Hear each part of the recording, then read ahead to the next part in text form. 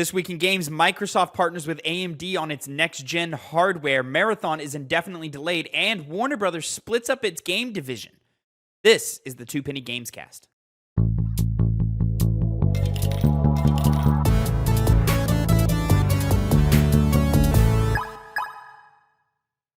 What's poppin', players? Welcome back to the Two Penny Gamescast, episode 256. I am your host, Tavin Bothel, here with my good friend and co-host. Say hello to the people, Connor Elliott.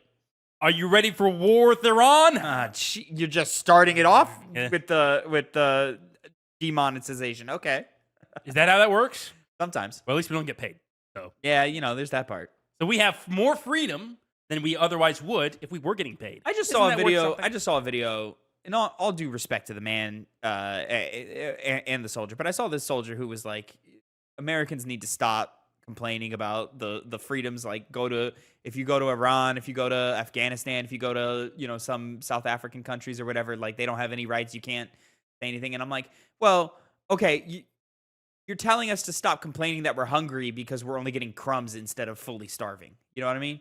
Like, there's a difference there. Like, yes, we have more freedoms than other countries, but that doesn't mean that shit's not still fucked up here. Yeah, it's like many things, there's pros and cons, positives and negatives. Those are some great positives. I mean, like, for example, recently, the UK banned a Palestinian advocacy group, which you can't just do here, because they went into an Air Force base, or whatever they have, Royal Air Force, whatever the hell they call theirs, and threw paint on a plane. And so they're being completely banned. You can't go into an Air Force base here. Yeah, but you can't just ban an entire agency or group because members of it did something like that. So, and people try to fight. Like, I mean, the current presidency, they try to push down people's freedom of speech because that's after authoritarianism. It's you silence the people. So people are getting shipped out of the country, no due process. Like, I'm sorry, that's a basic right that plenty of developed countries have that. We no longer do. A lot of it's gotten to the point where if you're a foreign student, even if you're here completely legally, if you criticize Israel, they see that as being anti-American, and they've been using that as grounds to, ship people back to their countries. Yeah. So, why are we here, though?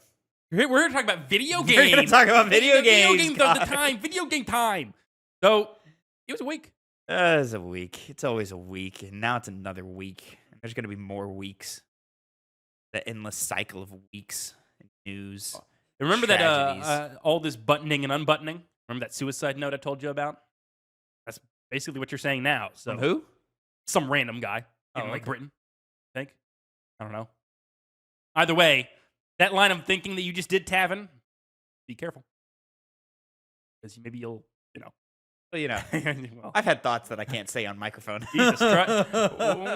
Ladies and gentlemen, this is the Two Penny Gamescast. Each week, me and Connor come to you with the nerdy news you need to know concerning the video game industry. We each come to you with two topics, 2 pennies, if you will, and we give you our 2 cents on them. You can watch the show recorded live every Monday afternoon, twitch.tv/2pennygames, or if you can't catch us live, you can find this show every Tuesday, 8 a.m. Central Time, youtube.com/@2pennygames, and mainstream podcast services of your choice.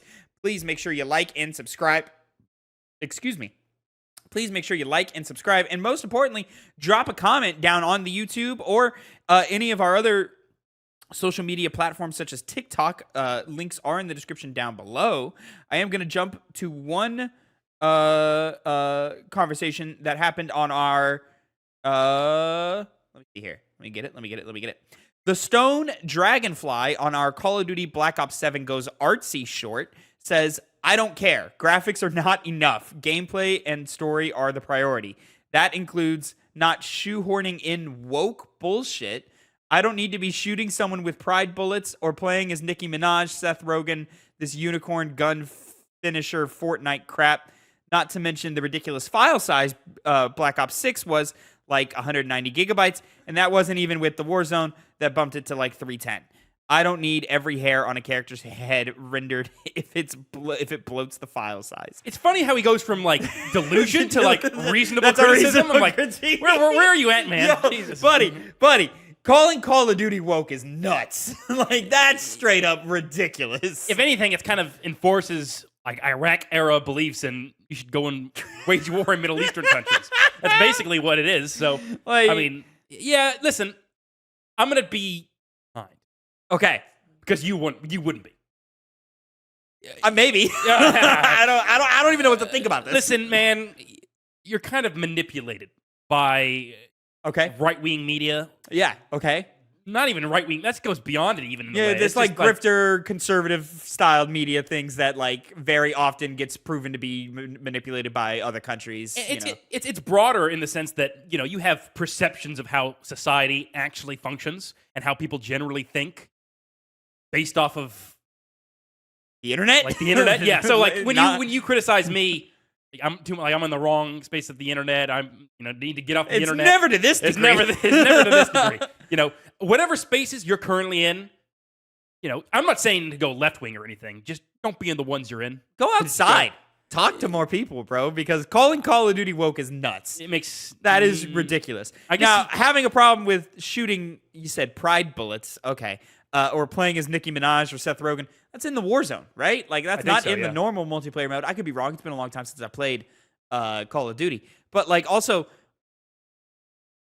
who cares? Like, yes, it's not a gritty, military, realistic shooter. it's Call of Duty. It's Call of Duty. It's never been a gritty, realistic military shooter.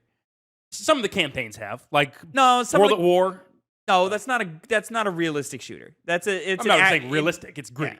It's gritty. Yeah, sure. Yeah. But I guess it's realistic in the sense it's not like shying away from the violence of war, but I get what you're saying. I mean, the like people tell you all the time, like they never get the guns right. The guns are always shooting wrong. Mhm. Like that's not how they normally fire. And then like you're playing an action hero in those games. So, like you're not like a normal soldier. You're a hero. Yeah. The most genuine thing that you said there was the file size thing. Yeah, that part's true. That's true for a lot of games. Yeah. Mhm. But it is like a weird like connection of like the how do you say this? The want to preserve some of the content that's in that, and since Call of Duty has become live service-y that you pay $70 for every year. But always wanting to keep that player base connected and all together at the same time is why a lot of that happens. Because of Warzone. Eden1408 on our Silent Hill 1 remake announced video says, while technically let me take that again. While technically the development of Silent Hill 2 remake was 5 years from 2019 to 2024, the first 2 years was mostly back and forth between Konami and Bloober Team on how to approach it. So its actual active development was roughly 3 years, and they had to do everything from scratch while doing their first video game with actual gameplay. Mhm. The medium exists. Now they have bigger team, more confidence in them from Konami, way more knowledge and know-how on how to do such a game. Also, they can reuse a lot of assets. Silent Hill 1 takes place in the same town. Is that true? Yeah. All the Silent Hill games take place In Silent Hill, but it's more not fashion. the same. No, it's the same. It's not. It's not like the same layout, though. It's pretty similar. Oh, from is what it I saw. really? Oh, Yeah. okay. At least in the town itself, when you're walking the streets and whatnot, the individual levels is where that starts changing. Oh, okay. So like when you enter the hospital or when you enter the prison or stuff Yeah, like that. those That's things. those are new. Okay. So yeah, I would bet good money we are not waiting 4 years for Silent Hill 1 remake. It could go even further, and guess it's coming 2027. That's hopeful. And I wish I shared your hope. I think 2028's the more 2028 accurate. is more reasonable. Yeah.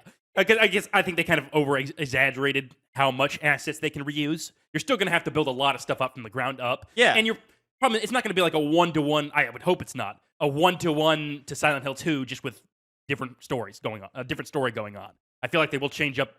I mean, Like it's gameplay? arguably how they made the original games. I feel like they would still change up gameplay to make it a bit more interactive. Yeah, maybe? we'll have to see. You Yeah. know, I mean, but like also things like boss fights take a long time. Mhm. You know, graphical fidelity. That Silent Hill 2 is a beautiful game, so it takes time to make those. So even if you are reusing assets in terms of the town, like it's still going to take a long time to get all the like gross. I assume the enemies are different. They might not be. 'Cause I know don't they've reused a lot of like enemy types. Well, I know the nurse started in Silent Hill 2. right? Yeah, but I mean, like And then they do get reused in like 4 and stuff. the main enemy, the first one you meet, the guy with like basically the bag over them. Oh, okay. That The vomit dude. Yeah, the vomit dudes. Those definitely have been. Those have to be in Silent Hill 1. I remember I've seen them in more than just 2. Okay. I wouldn't know. You're not. I mean, in general, you're not talking to Silent Hill fans, but No. I would expect it to take longer because it's one team, and yeah, I would expect it to take. If they start development now, I would expect it to take longer than 2 years. Mhm. But I could be wrong. They could crank it out real fast. I would then question the quality of the game. And also, like, I imagine Silent Hill 1 just needs more massaging, we'll say. And also, they added a lot of content into 2. So they're going to add a bunch of content into 1 as well. True. They're probably going to add even more content than what you saw in 2. So we'll see. Mhm. We'll see. But 2027 is hopeful. Very, very hopeful. Would Hey. welcome it. We hope for you. I would welcome it. I would love shorter development times on all video games. But Not so easy. we'll see. We'll see. Anyways, Connor, we're going to move into our first topic of the day. This is going to be my first topic, I've decided. Nice. Microsoft partnering with AMD on next-gen Xbox, quote, not tied to a single store. This is, of course, written by our very own Connor Elliott. You can read it yourself over at TwoPennyGamesNews.substack.com. Link is in the description down below. Xbox President Sarah Bond took to YouTube last Tuesday to announce Microsoft's collaboration with AMD in a, quote, multi-year agreement to co-engineer silicon across handheld devices, PC, cloud, accessories, and console gaming, including the next-generation Xbox. Quote, this is all about building a gaming platform that's always with you so you can play the games you want you can play the games you want across devices anywhere you want, delivering you an Xbox experience not locked to a single store or tied to one device, said Bond. Quote, that's why we're working closely with the Windows team to ensure that Windows is the #1 platform for gaming. Separate from the handheld Xbox Ally created with Asus, right? Asus, which allows access to other online storefronts. Microsoft promises its future platform will also enable players to use an Xbox that is, quote, not locked to a single store or tied to one device due to the implementation of Windows. Bond goes on to clarify that the new console will the new console will maintain compatibility with existing Xbox games while promising the next-gen graphics thanks to AMD technology. Bond also touches on the use of AI to enhance, quote, player experiences, although not much else was elaborated on in the 1-minute video. Big announcement that's also kind of light on details. A lot of it is, kind of corporate-y speak. But even in that, you can tell kind of what their game plan is, especially based off the Ally. Xbox has been the first ones to really start breaking down the barrier of where you can play games, most notably bringing Game Pass to PC, and any game that's on Xbox you can bring to PC. And now that makes a lot more sense with how they're moving onwards, which is clearly going to be centered around Windows, since that's kind of the way you can play the most numerous amount of games. And so, hey, I don't know what final form it'll take. The AI thing worries me because AI has its place in game development because of how long certain things take. But of course, you can't exactly trust companies to use that ethically. Because, maybe they'll use it to shore up on redundancies. Maybe they'll use it to replace people's jobs. That part's a bit of ways off. I don't see how it couldn't replace people's jobs. Yeah. But we'll see. They claim they won't, but of course, not much confidence there. I'm interested. I want to see how it is because you've talked before about how streaming is the future. Yeah. Now, I don't think this is a streaming platform. It seems like there's going to be a device you use. I think this is a step towards it. Yeah, I agree. So I'm just curious, is it going to be kind of like a Nintendo Switch thing where you can bring it anywhere you want? It seems like they wouldn't because they already have the Ally. It seems more just like a general business practice they're going to be going with moving forward rather than it all being centered on one console that can do everything. Yes. I think it's actually both those things. Mhm. Well, this is the continuation of a theme that I've been kind of feeling that has been happening specifically with Xbox, but just in gaming in general from here on out, in that it's just going to matter less and less.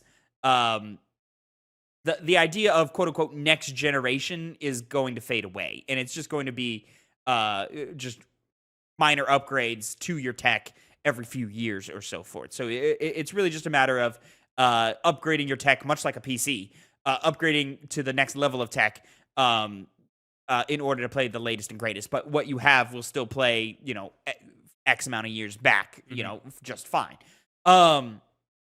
So it's not so much that it matters buying the Xbox One or buying. Let me rephrase that because of name branding. It's not so much mattering buying the newest Xbox. It is now, okay, well, how do you like to play games? We have this suite of technology that we've developed by partnering with these other companies in order to best comply with your wishes as a gamer. So you are not buying the Xbox anymore. You are buying an Xbox branded device that is a handheld piece of gaming, or something that does plug into your television, or something that does stream into your home, or does a little bit of everything, depending on what your personal needs are. It's not we are developing this new big piece of technology that's going to change how you play video games. Those times are gone. Mm-hmm. They're done. You're never going to have that ever again, really. Outside of when they eventually do say, this box only streams, and that's it, and it works, is the only time that's going to be a thing. And even then, is it going to be a box, or is it just going to be a little USB stick that you plug into your thing, or is it just going to be an update to your television? Who knows? That's the thing of, like, we're going too far into the future to really see. I say too far. That's within the next 10 years. Mm-hmm. This is them saying, well, we've already shown you that we're partnering with ROG Ally. Did we just get a knock at the door? No, that was just a loud. Okay. We've already shown you that we're partnering with ROG Ally to give you an Xbox branded ROG Ally, which looks great. And now we're doing this to develop another piece of technology. Maybe it's handheld. Maybe it's a thing. But I think what's important is not tied to a single storefront. We're putting Steam on all of our machines, is how that reads to me. We're putting GOG on all of our machines, is how that reads to me. Yeah, and it's the right choice. You have such a connected relationship, seeing as how you're Microsoft, to be able to do that far easier than, say, Sony. Yeah. And I do like how they've realized that they're not competent enough to stand on their own. They need to start implementing, AMD, partnering with them, Asus, to do what they need to do. Yeah. Because they've... the idea of a console war, it's certainly over, but it's also a matter of, like, well, kind of we're already moving away from that. And it's not even so much... Yeah, it's not a console war anymore. I think, like, if you want to go into the marketing mumbo-jumbo of all of this, we're in the storefront war now. Yeah. It's the Xbox store, Steam store, PlayStation store, Nintendo eShop, all of those things. That's really where we are now. Much like how it's like, well, you have Netflix, you have Disney Plus, you have HBO Max, Paramount Plus, all of these things. It's just that, but for video games now. I mean, I'm never getting an Xbox unless something crazy like this changes things in a way that I'm down with. But where I am right now, I got my PlayStation, I got my PC. But they don't need me to get an Xbox because they're trying to make all of their devices Xboxes. The ROG Ally looks great, but it's going to be expensive. And I'm like, I don't know if I could justify that. So, maybe I'll be able to, like, there's for like a Christmas gift or something, I'll be like, hey, go halvesies on me with this, Mom. The cheaper one, though, too. Remember, they haven't done any prices or anything, but but like the cheapest ROG Ally is like $800. Mm-hmm. So they're expensive. Yeah. So it's 100% just how do you play and how can we meet you where you play, which is the right move. Yeah. That's the move that we, the consumer want, the gamer wants, and it allows them to open up new lanes of profit. Mm-hmm. Yeah. So all good choices, all good stuff. So I'm excited to see more. I really do believe Microsoft has done a good job at positioning themselves for the future. Mm-hmm. It's just the here and now they have not positioned themselves well for.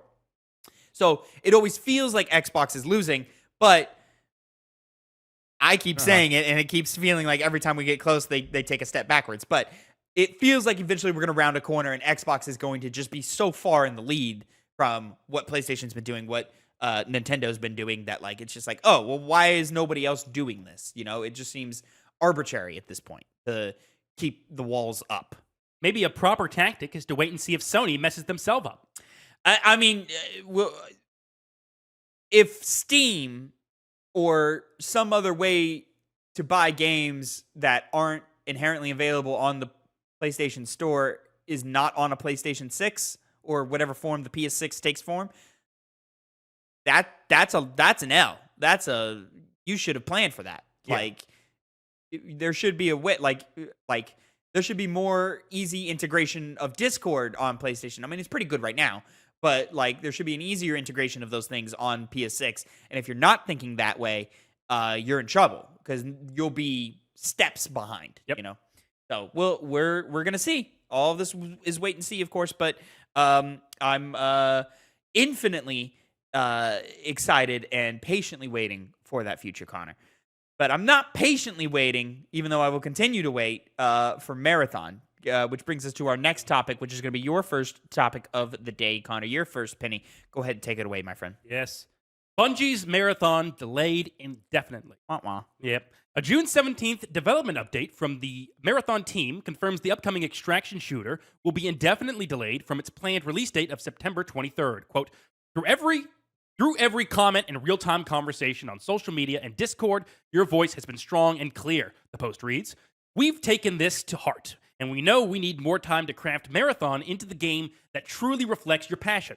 After much discussion within our dev team, we've made the decision to delay the September 23rd release, end quote.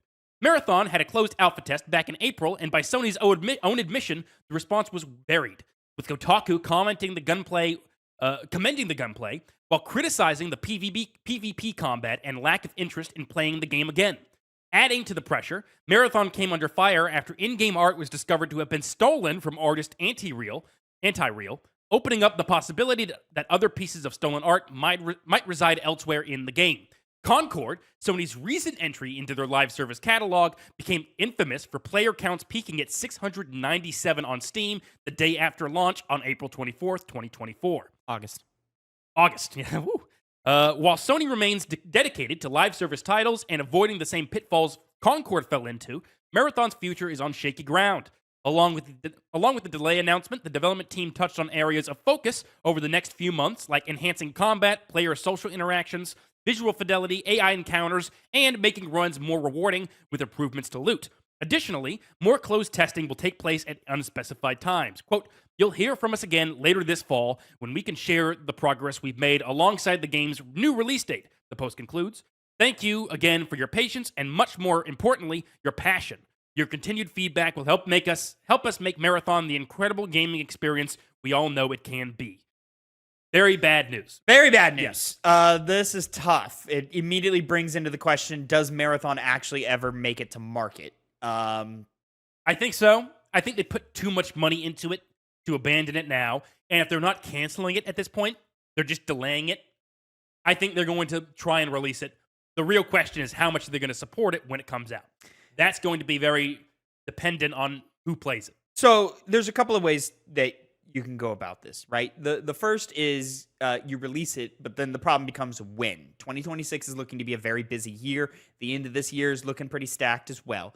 And so then you have the big question of GTA 6, because I would assume you got to make it to market before then, because if you do it after, like, GTA will just take up too much of the conversation of the room. Yes, I failed to bring it up in this. They said they were aiming for, like, before the end of April. Like, it was never hardline said, but... Which brings me to my next point of, if I'm Sony, I don't want another Concord situation, right? So maybe I release as close to GTA 6 as possible to still kind of make some type of profit back. You're not going to break even on this game. You're not going to make your money back on this game. You're just not. Well, I mean, you could. Listen, you could. Okay, you're right. I should never, you never say never. You could. More than likely, you won't.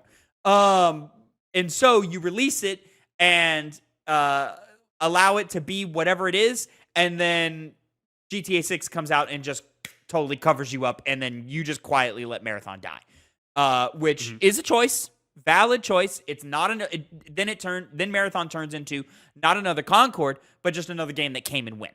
You know, which is probably the best you can hope for in this situation right now. I would think, right? Usually.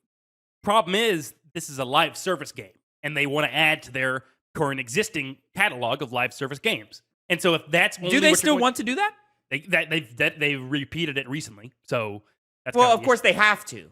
That's how business works. But we've already seen them cut back on the amount of live service titles. They've canceled many live service titles already. That were not already announced. They went from like over 10 to like less than 6 now. Yeah. So they're cutting way back on that. If I'm PlayStation, I'm pivoting hard back into my bread and butter of what I know works, right? And for the cases of things like Marathon and my investment into Bungie, to me, what I would do, and this was the second option that I think PlayStation has on their hands, cancel Marathon. Get it. Whatever lessons are learned there, great. Maybe there is some asset transferring you can do, but I would take whatever lessons I have and put an extraction shooter mode into Destiny, is what I would do.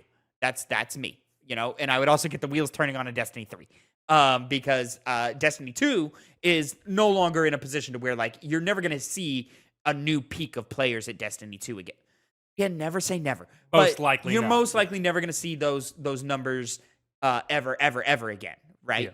Yeah. Just because Destiny 2's been going on for so long, it's so hard to get new fans into Destiny 2.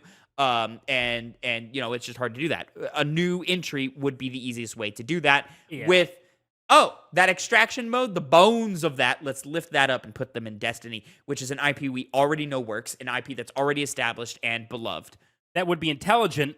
Unfortunately, it doesn't seem like intelligence is in the room. Like, it's not in my voice. I think it is, because otherwise they wouldn't delay the game. But they've already kind of more or less, like, they were dedicating to the live service games, and they were still trying to keep it up. Right, but you can't just drop. When you're a big business on the level of Sony, you can't, when you make a big turn, you can't just drop it and turn right back. The ship is too big for that. Oh, I get it, but I think even when they did that, it was a bad decision. If you just, like, because they were just trying to catch on to the fad of live service games. Well, I mean, I think at the time, it made sense, and I think they just should have planned it better. Instead of doing 12 and every first-party studio takes a crack at it, they should have had a plan and supported 2 studios to, like, maybe get 2 live service games out there, because they should have taken account of player time.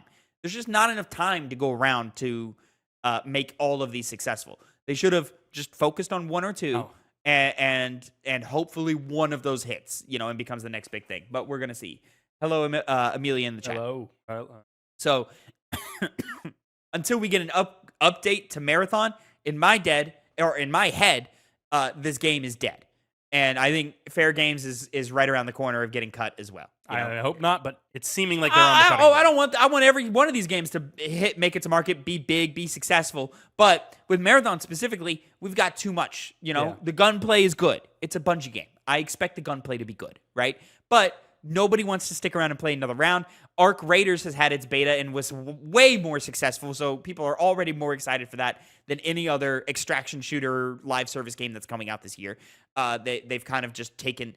And again, extraction shooters were never a big, like, genre to, like, dive into. I don't know why these big companies are leaning in on that genre. There's not an extraction shooter version of Fortnite.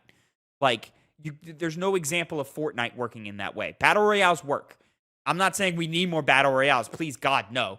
But, again, when you're at that level, I don't think being a Battle Royale or being an extraction shooter, being this one thing can work anymore. I think you need a base game of a traditional version of a video game that has probably a campaign, a world that you can connect to and care about, with multiplayer that is both possibly PvP and PvE. I think Destiny is the perfect blueprint for all of these things. It's a world you can care about with characters you can care about that get you into the world and care about the state of the world and what's happening, right?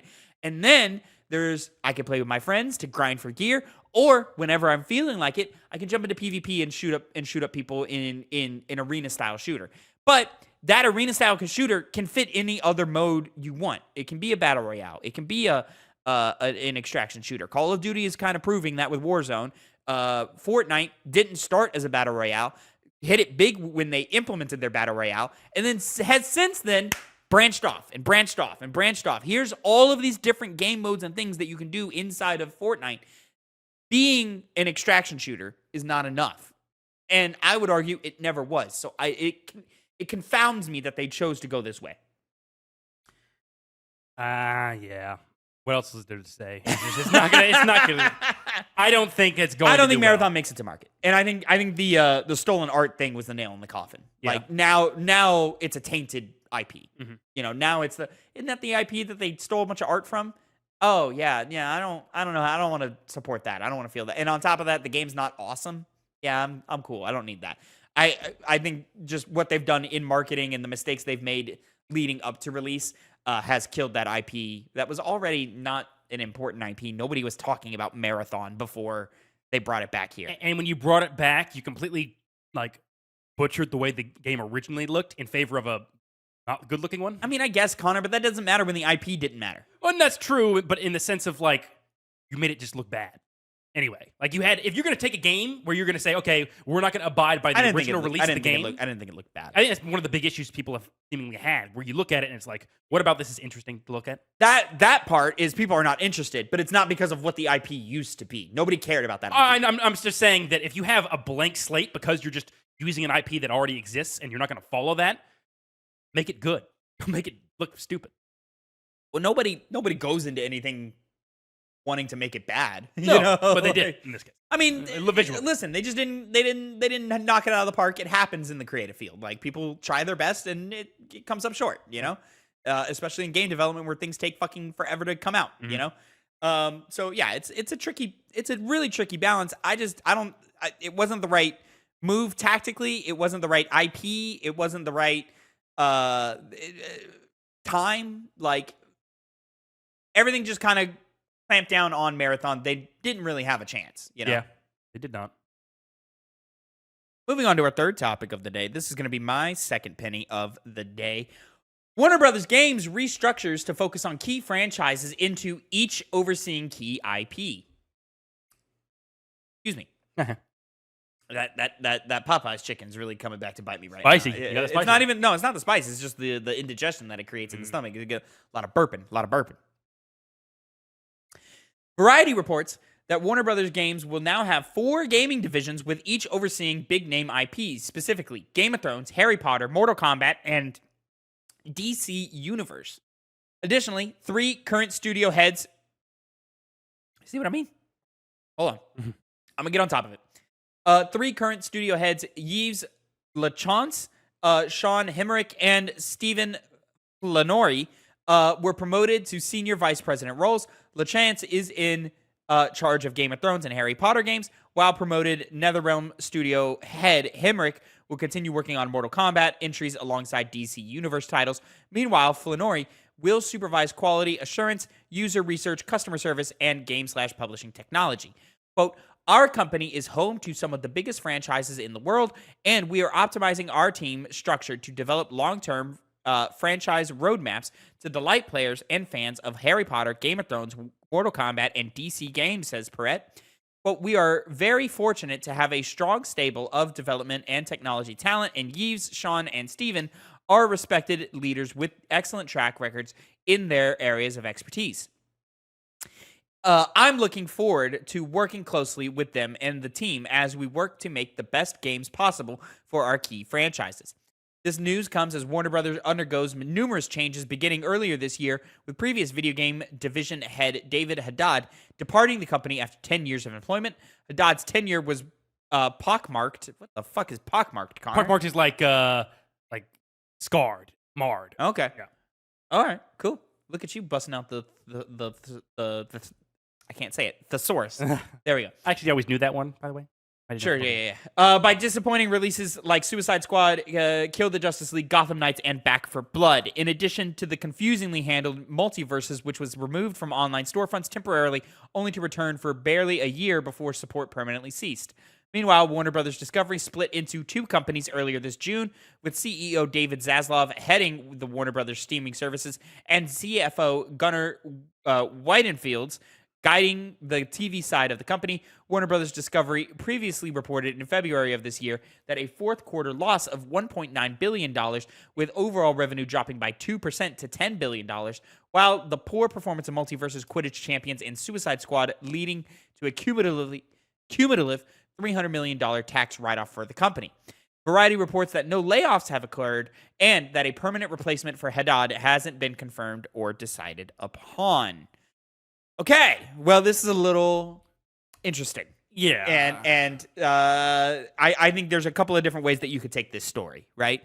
My take is that doesn't seem like the strongest move to me. I don't think people are overly excited to jump into pre-existing IPs anymore. And so to double down and be like, no, we are just making existing IPs. This does not count for NetherRealms. NetherRealms is in their own lane here. But doubling down on DC Universe games, doubling down on Harry Potter and Game of Thrones specifically, doesn't seem like the right move. I think of those three, I think in the order I listed them, have the best chances here. DC, Harry Potter, and then Game of Thrones. Mm-hmm. Yeah. You see, when I first saw this story, I was like, didn't we already get this news? And I was thinking of Embracer Group. I thought it was Square Enix that did that, but you're right. Yeah, it was Embracer. Embracer, they were going to pilfer. Lord of the Rings. What were they, like, they used a really strong word. Extort Lord of the Rings was their word. Lord of the Rings and some other IP that they had. I can't remember off the top of my head. Tomb Raider, I don't know. Yeah, but it reminds me of that, where these people are so obsessed with, like, okay, we're thinking about, what do people like? They like pissed DC. off does Warner Brothers have to be that they sold Lord of the Rings to fucking Embracer? God. Why did you do that? And that's kind of the thing where it seems like they view things from the perspective of IPs more so than the games themselves, which is why you had something like Suicide Squad Kill the Justice League come out. Going back to the live service titles, that was made by a team that didn't make live service games, that was originally constructed as just like a multiplayer game, like a single linear multiplayer game, not a live service game. It was. I think that one started as a live service. Oh, it did? Okay. I remember one game. I was thinking of Wonder Avengers. Woman. You're thinking of Avengers. Avengers. Yeah, I was thinking of Wonder Woman for something different. But it just didn't seem like they were doing things right then, and it doesn't seem like they're doing things right now. Like they're missing the plot. And they had it was the moment where y'all do not have your finger on the pulse. You do not. No. And it's like I remember last time when we were talking about Haddad leaving. And the big losses that they wrote off. J.B. Perrette, who had done a good job at Warner Bros., was kind of overtaking things, taking a heavier hand in things. And I remember from that, I was like, okay, now is the time for Warner Bros. To move in the right direction. And it doesn't seem like they're doing that. So, I hope they succeed for the benefit of the studios, because Rocksteady, they got laid off. A lot of people got laid off after Justice League failed, which I put on Warner Bros., not Rocksteady. And this just seems like it's going to happen more and more and more. Not to mention, you have something like Harry Potter. That game, Hogwarts Legacy, did good. You can Did really well. Yes. But the next one's going to do well as well. But it wasn't that good of a game, no, quality-wise. No. And, yeah, the game... I would go so far as to say it was a bad game. I would. Fair enough. Other people would say, no, it was fun. I had a good time, but I asked those people, was it really the creme of the crop? Was it really the best Harry Potter experience that you could have had? Mm-hmm. I don't think it was. And that makes me think... Maybe they will in a sequel. You never know. And with that sequel, you say it'll make money. I feel like it has the chance to not make money if it's just more of the same. But then you would need to be a better game. Yeah. You got to be a better game for the sequel. And it might do well, but even if that does well, I have a feeling the next one wouldn't. Like at a certain point, fatigue would hit. Yeah. And if your game isn't enough to make up for that, you're not going to succeed. We don't live in an era where even 5 years ago, but really 10 years ago, where an IP meant security. Mm-hmm. If let's say the Insomniac Spider-Man games never happened, right? And today Insomniac is like, we're partnering with Marvel, we're gonna make a Spider-Man game. I would right now be more like, oof, I don't know. Okay, sure, all right, let's do that. I'm worried about Arcane and Blade. I'm worried about Insomniac and Wolverine. Whereas just a few years ago, that would have been like, oh shit, they're making a Spider-Man game, they're making a Batman game. Oh, that's a banger no matter what. There's no chance that'll fail. And now we're sitting here looking, we've seen the full gambit of great superhero games not meet whatever their expectations were with like games like Spider-Man 2, right? Even though that game did sell bananas and did really well, but the expectations were just stupid high. And then we've seen the bottom of the bottoms. I would point to a Suicide Squad, and then everything in between, where you have your Gotham Knights and your Guardians of the Galaxies, and just example after example of this. Not to mention all the canceled ones that have happened, like a Wonder Woman, right? So like an IP is just not guaranteed success anymore, and I do believe that there is just a hunger for new IPs right now. People want the new, and it's because I do think it's because of the oversaturation of superheroes, and the Disneyfication and the conglomeration of all of these big companies buying up every IP that they own and extorting all of them. We've seen more Star Wars properties than ever before, right? We've seen more even like Alien and Predator movies than we've seen. We've seen more of those in the last like 5 years than we've seen in the last 20. So it's just a run of we're just tired of seeing the same things again and again. Now to counter that, Hogwarts Legacy sold really well, and so if I was in that position, I'd be like, all right, we're gonna lean into that, because that did really well for us. So we're going to work on improvement. We're going to work on, and it's smart at least that they have somebody who is specifically in the specific head. Let me find the name. The NetherRealm. So it's split. The NetherRealm guy is working with obviously Mortal Kombat and DC. There it is. Flanori will supervise quality assurance, user research, customer service, and game/publishing technology. There's a focus on trying to stay up to date, trying to keep our fingers on the pulse, trying to be like, okay, what do people want from these IPs? How can we deliver upon that in a way that is profitable for us? Yeah. Right?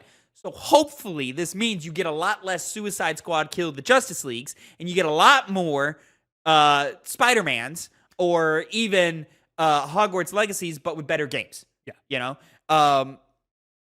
I do think this means, since Homeboy over at NetherRealms is now promoted to handle Mortal Kombat and DC Universe, we're already getting rumors of an Injustice 3 is bubbling behind the scenes. Injustice is almost certainly coming back with another game. Or bigger, way better than Injustice. What was I can't remember what the game was originally called, but it was the DC versus Mortal Kombat fighting game. What was it called? Mortal Kombat versus DC? Yeah. I think that'd be more interesting. Well, that game kind of sucked. Yeah, but you make it good now. Would it be more interesting? Sure, but isn't that already what Mortal Kombat kind of is anyways? Like, I guess so, but there's a lot of crossover in those games anyway. It's just if they're doing NetherRealm Mortal Kombat games, and that guy's also overseeing DC games. Well, the benefit of that is Injustice has really good stories, and I don't think Mortal Kombat has fun stories, but they don't have like good. Injustice legitimately has great stories. So I on a fighting game curve. You need a reason why Black Canary is fighting Green Lantern all of a sudden, I just don't think that's possible in a crossover game. I could be wrong, but I don't think it is. And so I think that's what they would want to lean on is, what do people love from a DC fighting game? Oh, we love that story. We love how great it looked. We love how much fun it was to play, And, fighting game nerds like you were like, it's a NetherRealms game. There's that. But NetherRealms has the benefit of being the best storytellers in the fighting game space? ? I would lean to you. Yeah, not a high bar, but... No, it's not. We're grading on a curve here. But the Injustice games genuinely had good plots, or good stories. Not good plots, but they had good stories. You take them from the comic book, The first one. Oh, yeah. The second one was more of their own.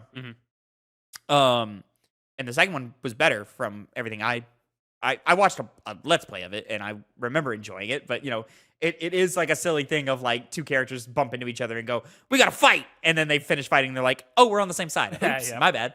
So that happens a lot in other fighting games. It's one of those things, So, I don't know. Not really. I think NetherRealm is kind of exempt from this. I think NetherRealm is just going to continue to be NetherRealm, and I think they're going to continue winning if you just kind of leave them alone. What matters is how they deal with DC. And I will, just to sell it on the Mortal Kombat versus DC. In the original game, I remember it was heavily criticized because even though it's involving Mortal Kombat, it was rated T. It wasn't violent, and so people kind of like that concept of crossover Mortal Kombat and DC characters, and they're all violent in their own different ways. Like, I mean, we'll see. I mean, there's some violent stuff that happens in Injustice. Yeah, and comics occasionally go there. the game doesn't do it the same way other Mortal Kombat games. Who wants to see Batman get his head split open? A lot of people, I don't think people do. I don't think people really do. Where else are you know? going to get that? And anytime you involve these superheroes, you're going to have younger kids.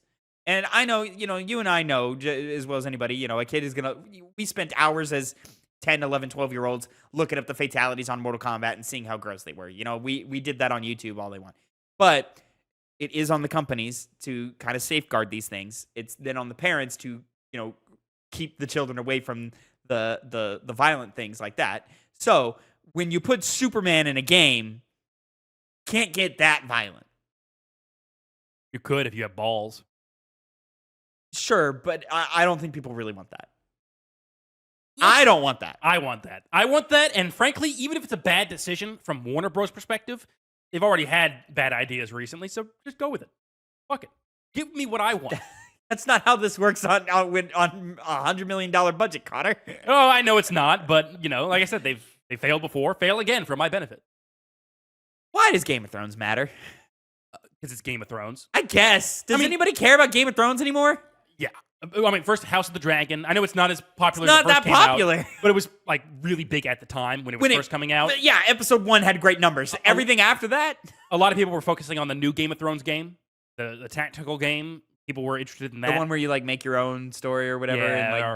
Yeah, and, Jon Snow can die again. I mean, it's just like an RTS, so it's going to be, like, armies against armies and, That's a cute way to treat the IP, but yeah, is that game going to be successful? I mean, on the scale that it seems to be, maybe. We'll see, but... That's what they're testing the waters for, so we can find out. Do you want a Game of Thrones game? No, I don't care. Yeah. Well, you see, that's the problem, because there was that recent one. It's like isn't it a phone game or something like that? I don't know. I think it was. The one where you were, replaying events, and it was, scenes that happened in between seasons of Game of Thrones and stuff that looked terrible. It looked terrible, but I remember, and I know you had the same thought, it looked good when we first saw it. It was like, okay, this is something that might be pretty good. And then when they started doing that stuff, we were like, oh, it's going to be bad. Yeah. And then when they started showing it's on the phone or something like that. I don't remember if it was on the phone or not. I feel like it is. I don't know about that. I thought it was a full game. Oh, yeah, that's derogatory to mobile games, but that's what I was going to say. It's like, well, I thought it was going to be a gamepad game, a game that trying to be AAA but isn't. Kings Row. No, it's on Steam. Okay. Well, that doesn't mean anything. I guess so. Yeah. I guess it could be. Marvel Snap is on Steam. Fuck. Right. I forgot what the name was too. Yeah, I don't remember. I couldn't. Oh, tell it came you. out already. Yeah. Probably a reason why you didn't hear. There you about go. It. That which drives me to my point. I don't think Game of Thrones is a IP that is that it's even possible to sequelize in this manner and give it I don't know anybody who wants to play a video game in the world of Game of Thrones. Mm-hmm. What does that even look like? Normally you can throw an idea at me and I can think up a concept and pitch you what a video game could be. I can't even tell you what a Game of Thrones game should be. What is a Game of Thrones game? I don't know. What do you even do? The story's been told. Yeah, is there anything interesting outside of that main story? There's a whole world, yeah. There's a whole world, but what is it. the difference between this world and any other fantasy world? Exactly. Well, here's the thing, Tavin. It was a phone. It was? Yeah. So All right, there you go. That's the problems we're having here. Okay. Game of Thrones is a weird IP to me. I would not put any chips behind that IP, not to this level, at least. Fair enough. I mean, I think it still makes sense to make TV out of it. I think that's fine. But video games, I don't know. I don't see the hook.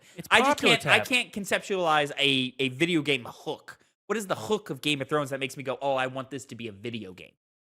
Based on how they make it. I guess. Yeah, sure. I mean, and I could be wrong. They could drop a trailer tomorrow and I'll be like, oh, fuck, that game looks really good, But they got to put in a lot of legwork in the conceptualization stage and then, everything else. So we'll see. We'll see indeed. I mean, we'll see if this works for Warner Brothers. I hope the best for them. And then moving into our final topic of the day, Connor, one that is not actually a written story, but just a nice little story that we thought would be kind of neat. Can you break it down for us? Yeah, so everybody's heard of Lies of P, correct? Maybe? Yeah, Okay, sure. well, if you hadn't, it's a Souls-like game made by, what's the studio again? I played Round 8. Fuck. What the fuck is Round 8? Like, it's round. It's something 8. Something 8? Oh, God. Publisher Neowitz is rewarding the staff Round of 8 Studio. developer Round 8 Studio. Yeah. Yes. So it's a game that came out 2 years ago, I want to say, and it's very good. It's one of the best Souls games. Arguably, it's the best Souls. No, yeah, it's the best Souls-like. It's the best Souls game that's not an actual Souls game, and it did pretty well. But recently, we got a DLC, Overture, which I do want to play. I actually want to beat the original game because I never did. Heard good things about it. You never beat Lies of P? No, dude, that was when we were doing reviews, and it was like I had to kept going. Not that good. I would have sworn you beat Lies of P. Oh, I wanted to, believe me. I think I was maybe close. I don't know. Either way, great game. They just recently had 3 million copies sold. 7 million have played it, but that's involving Game Pass, so they probably didn't see much profit from that. But thanks to Overture, it's now gone up to 3 million copies sold. And in response, they were rewarded. The developer was rewarded. They were rewarded with extra vacation time. I think there was a money bonus to it as well. But the other crazy thing was they were gifted Nintendo Switch 2s, which is extremely, it's selling amazingly right now. It's probably on track to be one of the best-selling consoles of all time. Oh, yeah. Which you could expect it would be. Yeah. But, in an industry where we so often see somebody get laid off, sometimes even if your game is successful, of course, if they're failures, I've mentioned earlier, Suicide Squad killed the Justice League. What was a game that came out? We covered it fairly recently. It was a game that sold well. It did well, score-wise, but then it still had people get laid off. What the fuck was Marvel it? Rivals? I think that was one of them. That was definitely one of them. That was a kind of specific example. Yeah. Either way, the game market is very volatile right now, and it's hard to be comfortable in the jobs you're at.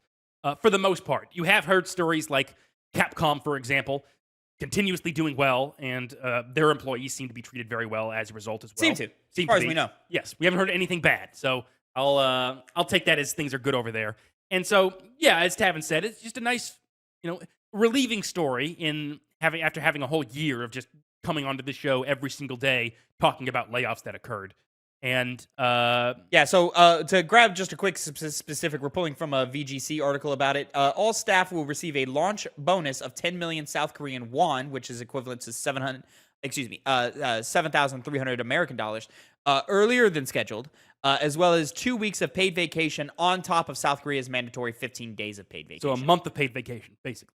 And that's probably pretty amazing. Split up in however way you want or whatever, I would assume, And we talked recently, specifically with this game called Mudang, Two Hearts, Two Souls, Two Hearts.